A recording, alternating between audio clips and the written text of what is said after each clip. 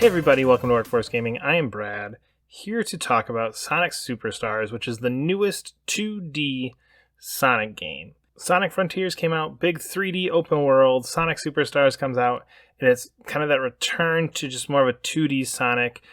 It is very distinct from Mania, and I think that hurts it. I think Sonic Mania was such an amazing game that the next 2D Sonic really had to do something big, cool, unique, exciting, fresh, or just even just be a really incredible game, because Mania is so good. And I think that put a lot of pressure on Sonic Superstars, both from me and I think from the broader audience in general, that it's like, oh no, you can still do Sonic. We saw it. We played Sonic Mania. You can still do great 2D Sonic. Let's have more of that. And out comes Sonic Superstars.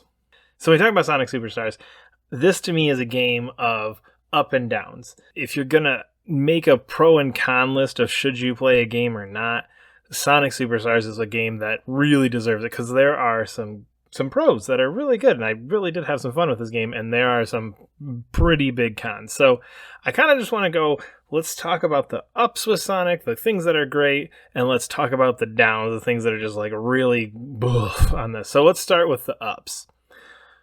First of all, it starts with this really cool cartoon intro. If you're familiar with like the Sonic cartoons, Chili Dog, Sonic, those things, it looks very much in that vein. Looks really good, really fun. Just kind of a cool way to kind of kick off into the game. You only see 2 of those scenes, I believe. So take that for what it's worth, but that is kind of just a cool way to get into it. It's one of those things that got me pumped when I started playing. Like, oh, okay, cool. We're doing it. We're doing it. We got this big cartoon. Let's go. We're going to see these. We're going to get some plot along the way. This is going to be really, really exciting. The rest of the game looks pretty good. Kind of your normal Sonic game. It does have some really cool worlds. There's one where it's out of the normal Sonic ramps or water slides, which is just kind of a fun twist on it. There's one that's like, for lack of a better phrase, a Tron world, where you're kind of Data Sonic and you're kind of going through things like this, and it completely changes the art style. Very, very cool level. Again, there's a few just really standout worlds in this that I think, again, are part of that good part. Part of that part that makes me go, Sonic Superstars was a fun time, and I really enjoyed it. Inside of those levels, there's some cool different bits, and I think Sonic's kind of, known for some of those things, because Sonic, curls up in the ball, so you get a few things. Pinball worlds have always been a thing in Sonic for basically forever. This has those things. Again, they're super fun just to kind of pop Sonic around, to collect some rings, just to kind of play in those pinball worlds. There's a few of those different things. They utilize the pinball mechanics in a few other spots as well, more so than just in, hey, this is pinball world, here's your flipper. Okay, moving on, we're not going to come back to that. You see the flippers in a few other spots, which there's also one level that uses Sonic as kind of like the brick smash, where you've got your little paddle and he's going up and smashing through bricks, and you hit the bricks a few times. Again, just kind of some unique, some cool ideas, some fun things where it's just like, oh no, I'm having fun, I'm enjoying this.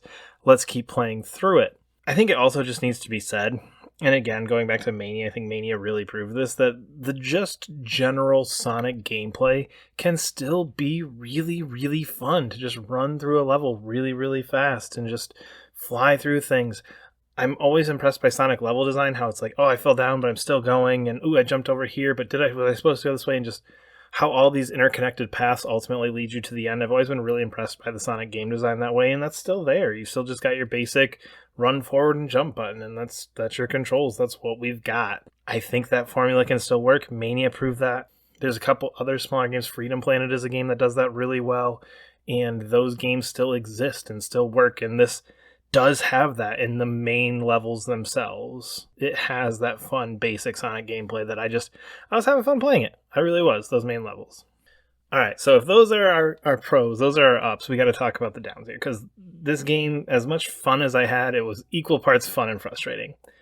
So just to start where we left off, it's still just Sonic. It's still just Sonic gameplay. It's one button. It's just that jump button, and you're moving and you're jumping, and that's basically it. For the most part, we'll talk about Chaos Emerald powers in a second, but 98% of your gameplay is still just that basic Sonic thing, which, again, it works, but if you've played, the 20 Sonic games that are here before, there's nothing new. It is just that.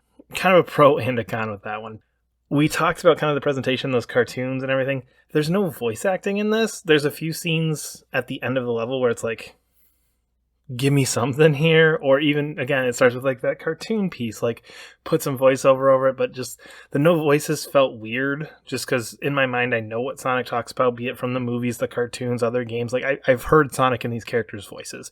Give me some voices. It just felt weird that they were left out, especially when there were a few scenes where like clearly these characters are having a conversation and they're doing kind of the old school, just kind of like mimicking and charading almost to eeach other. It feels weird when the rest of the production values are fairly high and we're going for this really nice look that, okay, but we can't just throw voices on this. I don't know why. It really stuck out to me in this that there were no voices.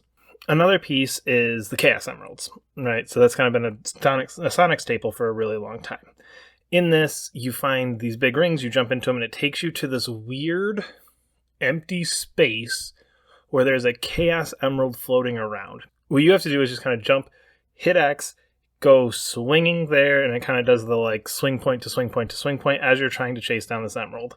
You have a time limit. It just doesn't feel good. You never get a sense. You only do it, there's, a few of these. Most of them are for Chaos Emeralds. There's a couple that give you other bonus things, but you only do it a few times, and it never feels good. You never get the hang of it. It always just kind of feels like luck, like when you're locking on to swing on these things. It doesn't work, but that's how you collect the Chaos Emeralds. It's off-putting whenever you do them. You want to do it because you want to get these Chaos Emeralds, but you're just like, I don't get it. It never felt good. You also, like I said, you have the basic Sonic gameplay, but you also have these Chaos Emeralds thrown on top of it.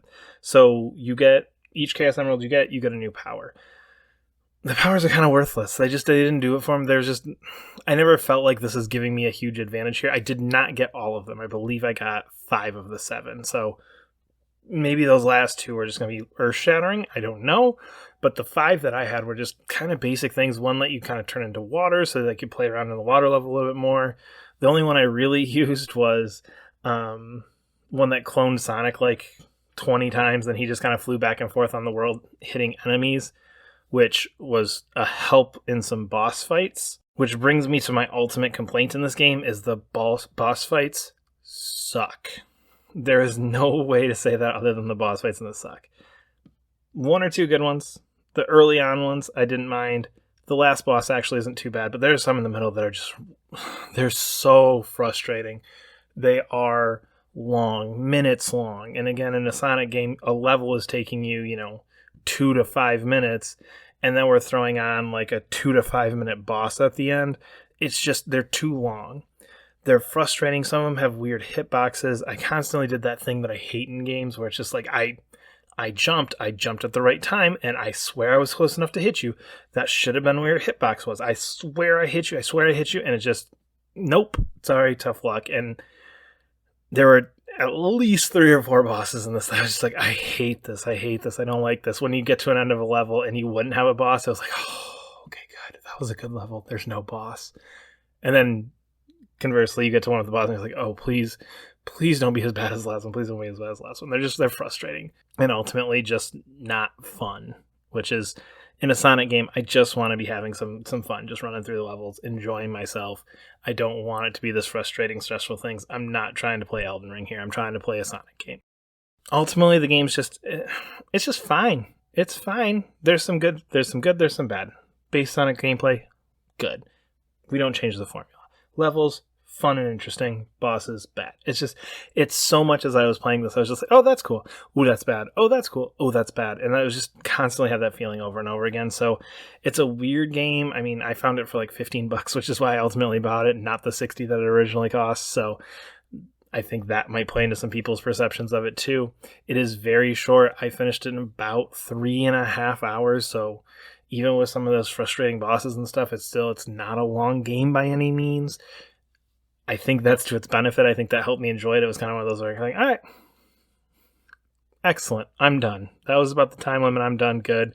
I enjoyed that amount of time with it. Thank you for not stretching it out to be an 8-hour game. More Sonic. I've played like every Sonic game, at least, well, every 2D Sonic game. I've skipped a lot of 3D ones, but I've played almost every 2D Sonic game. Someday we're going to get another Mania. Mania was kind of that, like, I feel like every 10 to 15 years we get a good one. You get like Sonic 2, you get Generations, you get Mania. All right, we got 1 or 2 more before the good one comes. But ultimately, again, it's just fine. It's a fine game. Fun way to spend a few hours, as long as you know there's some frustration coming. We are Workforce Gaming. You can subscribe to our channel, leave a comment below. We'll see you later.